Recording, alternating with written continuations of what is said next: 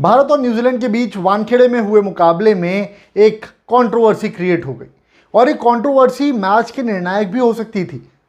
मैं बात कर रहा हूं ऋषभ पंत को जिस तरीके से इस मैच में आउट दिया गया उसकी डिटेल में बात करेंगे। आपको दिखाऊंगा वो सारी चीज़ें जो एविडेंस के तौर पर थर्ड एम्पायर को दिखाई गई, जिसके बाद तय किया गया कि ऋषभ पंत को आउट दे देना चाहिए। अब ऋषभ पंत आउट थे या नॉट आउट थे, ये अपने आप में डिबेट का सवाल है, क्योंकि ऋषभ पंत जिस समय आउट हुए थे उस समय टीम इंडिया अपने 6 विकेट ऑलरेडी गंवा चुकी थी 71 रन के स्कोर पर।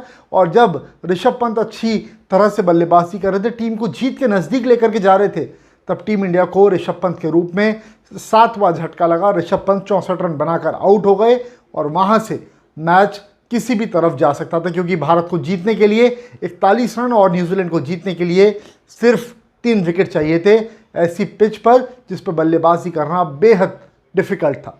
मेरा नाम शशांक याग्निक है। अगर आप इस चैनल पर पहली बार आए हैं तो आप सबको बता दूं कि इस चैनल पर आपको क्रिकेट से रिलेटेड तमाम खबरें मिलती हैं, इसलिए प्लीज़ आप चैनल को सब्सक्राइब कर लीजिएगा, नोटिफिकेशन बेल प्रेस कर दीजिएगा और इस वीडियो को प्लीज़ लाइक ज़रूर कर दीजिएगा।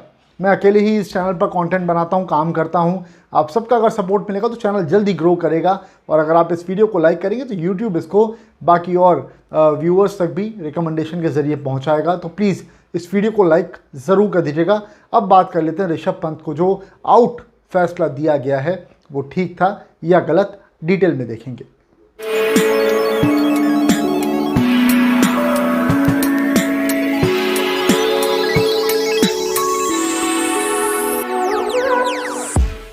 टीम इंडिया के लिहाज से ये टेस्ट मैच काफ़ी ज़्यादा इंपॉर्टेंट है, क्योंकि इसके बाद में बॉर्डर गावस्कर ट्रॉफी के लिए भारत को जाना है और 2 टेस्ट मैचेस न्यूजीलैंड के सामने टीम इंडिया ऑलरेडी हार चुकी है, सीरीज गंवा चुकी है। अब ऐसे मैच पर जहां पर ऋषभ पंत बहुत इंपॉर्टेंट रोल अदा कर रहे थे भारत की जीत में और न्यूजीलैंड की हार में, ऋषभ पंत ही एक जो पॉइंट थे वो बने हुए थे और न्यूजीलैंड की गेंदबाजी के सामने ऋषभ पंत को आउट करार दे दिया गया। 22वें ओवर में न्यूजीलैंड ने एजाज पटेल को बुलाया। उस समय टीम इंडिया 100 के पार पहुंच चुकी थी। एजाज पटेल के इस ओवर में ऋषभ पंत ने एक चौका भी जड़ दिया था। अच्छा, इससे पहले भी ऐसा ही हुआ था कि ऋषभ पंत ने एक चौका जड़ा था और उसके बाद उन्होंने एक सिंगल लेने की फिराक में डिफेंस किया बॉल को, और वो डिसीजन थर्ड एम्पायर के पास गया, क्योंकि टॉम लैथम ने उस पर रिव्यू ले लिया था, क्योंकि बॉल पीछे चली गई थी, स्लिप के पास चली गई थी ऋषभ पंत जब उसको डिफेंस करने की कोशिश में थे। तब जब पिछली बार बॉर्डर गावस्कर सीरीज हमने देखी थी तब भी ऐसा ही हुआ था।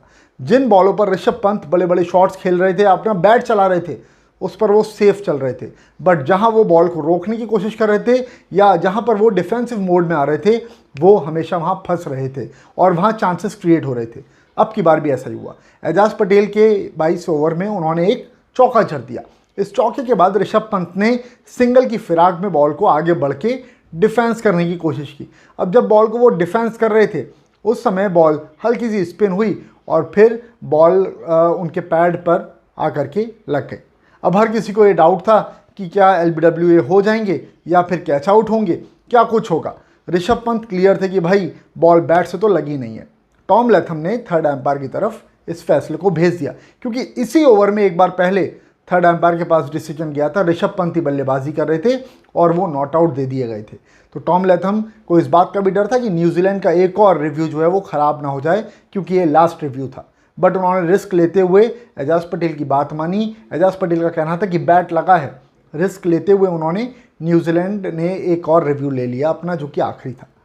अब जब थर्ड एम्पायर ने बड़ी स्क्रीन पर ये विजुअल्स दिखाए तो उस समय ऋषभ पंत को ये समझ आया कि भाई स्निको पे तो दिखाई दे रहा है कि कुछ लगा है, चाहे वो बैट पैड से लगा हो या बॉल लगी हो।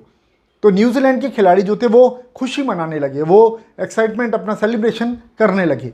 बट ऋषभ पंत सीधे सीधे एम्पायर के पास चले जाते हैं, एम्पायर से बात करते हैं, वो बोलते हैं कि यहाँ पर मेरा बैट जो है वो पैड से लगा है, उसके कारण स्निको में वो साउंड आ रहा है।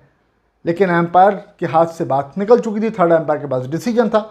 थर्ड एम्पायर ने उसको और क्लोजली देखा तो बैट से उनका पैड तो टकराया था, वो बात तो थी, लेकिन उसके बाद बॉल हल्की सी जैसे ही बैट के नज़दीक आई थी तो वहाँ पे डिफ्लेक्ट होती हुई दिखाई दी थी।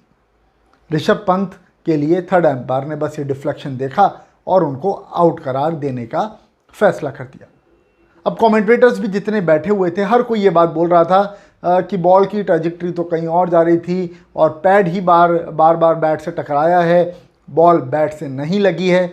बट डिफ्लेक्शन जो है वो क्लियरली स्क्रीन पर दिखाई दिया था जब ऋषभ पंत के बैट के नज़दीक वो बॉल थी तब।